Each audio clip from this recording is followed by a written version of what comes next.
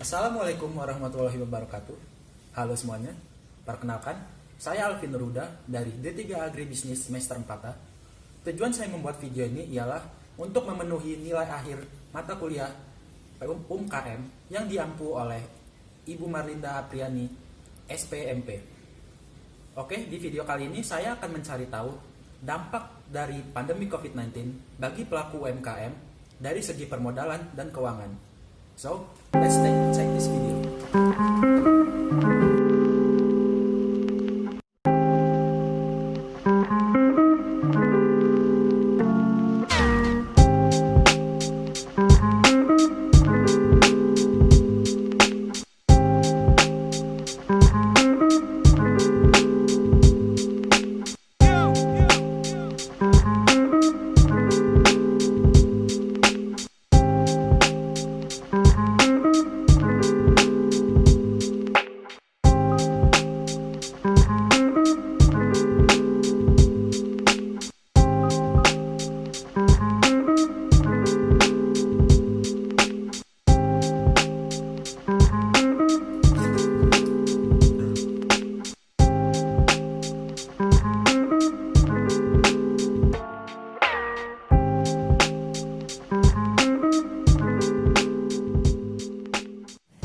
Baik, saat ini saya sudah bersama dengan Bapak Fitra.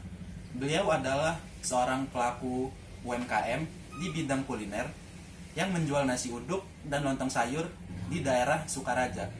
Baik Pak, langsung masuk ke wawancara saja Pak ya. Sebelumnya, sejak kapan Bapak berjualan nasi uduk dan lontong sayur di daerah Sukaraja? Ya, awalnya sih awal pertama bikin usaha ini itu tahun 90-an gitu, pertengahan. Ya. Nah, awalnya itu ya, saudara saya yang pertama jalanin. Terus gak lama setelah itu dia merantau keluar kota. Ya. Jadi kan gak ada yang ngurus tuh. Akhirnya saya yang jadi penerusnya sekarang ini. Oh ya. Apa alasan Bapak memilih usaha di bidang ini Pak ya? Ya, awalnya sih saya juga nggak tertarik awalnya di bidang ini. Buat meneruskan usaha ini saya sebenarnya nggak tertarik awalnya. Cuma setelah saya mencoba dagang uduk ini beberapa hari, ternyata omset yang saya dapatkan itu luar biasa. Oh, jadi alasan dasarnya itu omset Pak ya? Omsetnya itu besar. Iya, betul sekali. Ya Pak, saat ini kan kita tahu bahwa Indonesia sedang dilanda pandemi COVID-19. Apakah ada dampak yang signifikan terhadap usaha kuliner yang Bapak jalankan? Ya, kalau pas lagi pandemi gini sih, dampak yang saya rasain sih tidak terlalu signifikan ya. Kadang naik, kadang turun ya. Tetap aja sama kayak sebelum ada pandemi. Karena yang beli ya masih orang-orang sini. Ibarat orang-orang deket doang.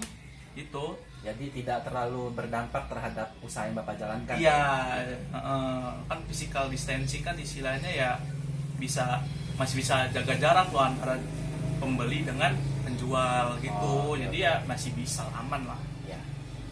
Nah Pak, untuk bahan baku dan bahan penolongnya sendiri Pak untuk menjalankan usaha ini, apakah Bapak mengalami kesulitan untuk mendapatkannya pada saat pandemi COVID ini?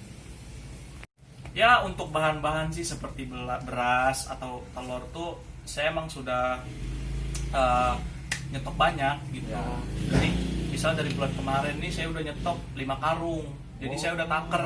Ini hari ini mau jual semana, nanti tinggal ditaker aja sekarung tuh bisa buat berapa hari gitu, kayak telur juga sekali beli ya 10 kilo lah. Karena kan paling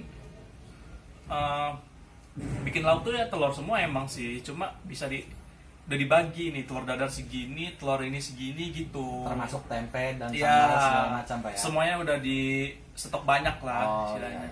Udah dipersiapkan, jadi nggak masalah. Nah Pak, dari segi permodalan dan keuangan Pak, apakah berdampak pada usaha yang Bapak jalankan saat ini?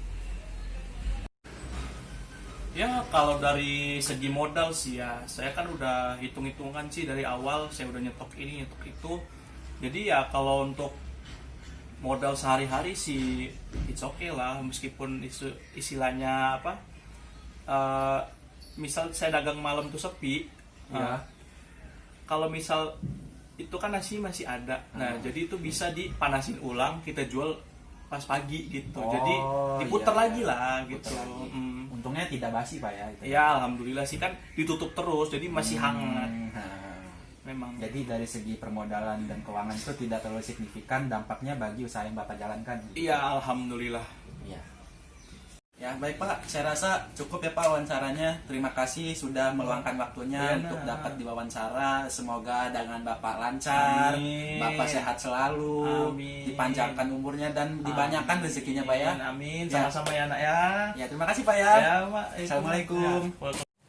Baiklah, berdasarkan hasil wawancara saya dengan Bapak Fitra, seorang pedagang nasi uduk di daerah Sukaraja, menurut keterangan beliau, pandemi COVID-19 tidak terlalu berdampak pada usaha yang dijalankan oleh Bapak Fitra. Akan tetapi, masih banyak di luar sana para pelaku UMKM yang terkena dampak dari pandemi COVID-19 ini.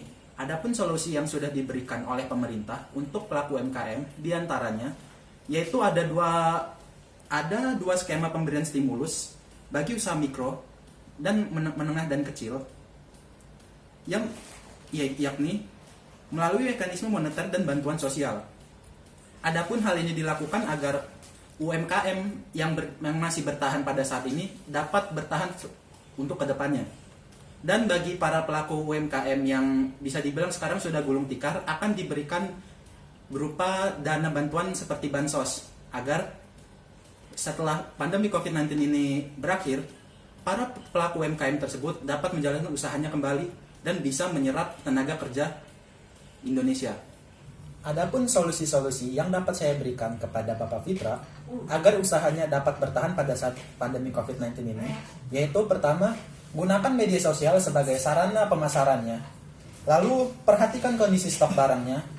Kemudian, perhatikan cash flow-nya dengan cermat dan memonitoring transaksi biaya yang dia lakukan. Oke, saya rasa cukup. Terima kasih atas perhatiannya.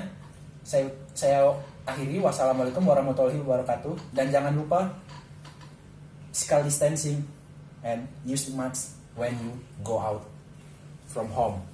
Thank you. The social distancing. Social distancing. Social distancing. Social distancing. Social distancing. Some social distancing. Social distancing. Why we have to social distancing? Social distancing merupakan salah satu upaya yang dilakukan agar dapat memutus rantai penularan virus corona. So guys, I beg you not to leave the house if the situation is not urgent. Wear a mask when you leaving the house. Always bring sanitizer on your pocket and keep clean so COVID-19 does not infect your body, your family, and we can do activities as before. Follow the government advice. Do this not only for yourself, but for the world. Stay healthy and see you.